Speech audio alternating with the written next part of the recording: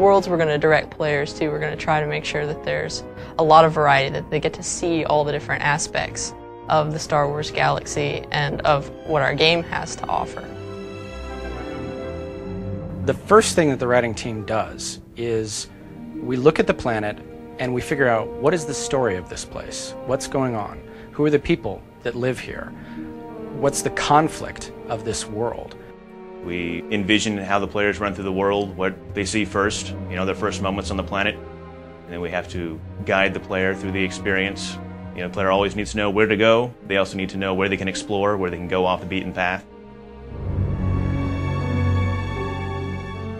Korriban is a place with its rules and structures, and the players get to choose how to act. Do they try to be a good person in a bad situation, or do they seize on to this quest for power and use that to become the top of the pack? It really sets the tone for what our Sith experience is going to be like and gives the players a lot of interesting choices.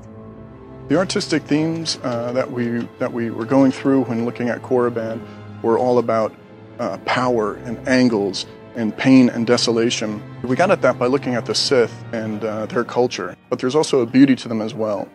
We wanted to work that in, so there's a real beauty to Korriban. I've had the most fun working on Korriban, the Valley of the Dark Lord, because it was this giant excavation site where you have tombs on each side that you can explore, and all the ruins, all these statues, rubble, everything that we got to play around with.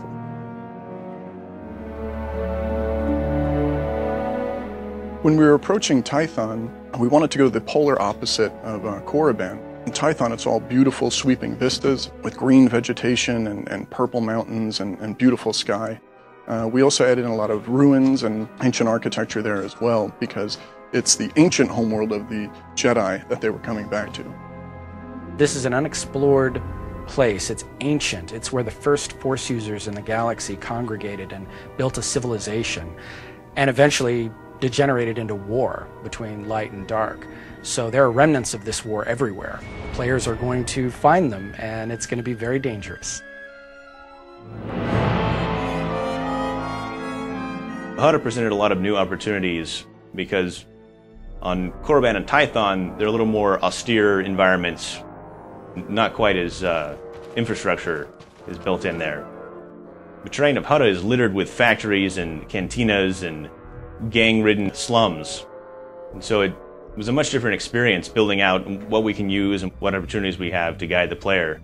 This is the most fully realized look that anybody's ever seen of HUTA. So we basically had almost a blank slate when approaching this planet. The artistic themes of HUTA were all about the Hutt. Nasty scoundrels, dirty, scum dripping from their mouths, and we really wanted to get that in the look of HUTA. So it's a sort of acid yellow look, dripping pipes. It's basically an open cesspool with these big Hutt palaces sitting on it.